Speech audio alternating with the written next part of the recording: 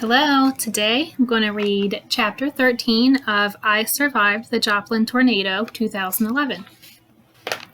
Dex remembered the first aid kit that Dr. Gage kept in his glove compartment. He peered into the car's shattered insides. The computer screens had been sucked away. The air rifle and sound pods were gone too. But the first aid kit was still in the glove compartment.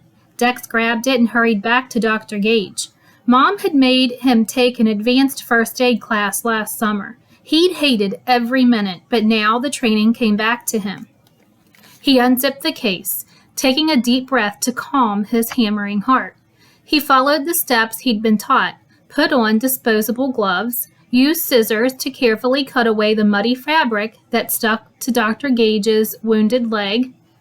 He didn't drop the scissors when he saw the gaping gash above Dr. Gage's knee. He didn't vomit at the sight of the blood or at the sickening gleam of white bone through the open wound. He thought of Jeremy, imagining that he was right behind him, calmly walking him through the steps. He ripped open a package of gauze and pressed down as hard as he could. Blood soaked through. So he took more gauze and pressed harder. He kept pressing to try to stop the bleeding. The minutes crawled by. Dex gripped Dr. Gage's hand tight. No, he wouldn't let Dr. Gage go. He would hold on to him for dear life, the way Dr. Gage had held on to Dex when the tornado tried to suck him away. The bleeding slowed and then stopped. Dr. Gage's skin didn't look as gray. His breathing seemed a little steadier. Dex was putting on a fresh bandage and wrapping it in adhesive tape when he heard the sound of a truck and slamming doors, and then voices. A man and woman came running toward him. Relief poured over Dex as he realized it was Jimmy and Sarah.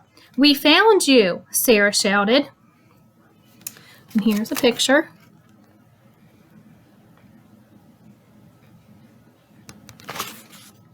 She and Jimmy started to cry when they saw Dr. Gage lying there, surrounded by bloody gauze.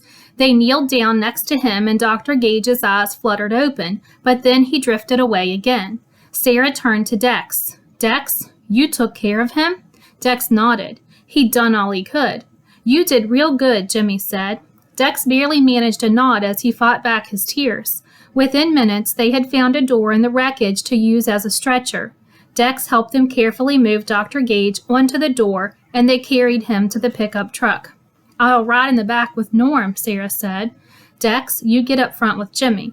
Dex shook his head. "I'm not going with you," he said. He hated to leave Dr. Gage, but Jimmy and Sarah would take good care of him. "I need to find my mom and dad. I need to get home." The word home caught in his throat. "I don't live far from here," he said. His neighborhood was no more than a half-mile away.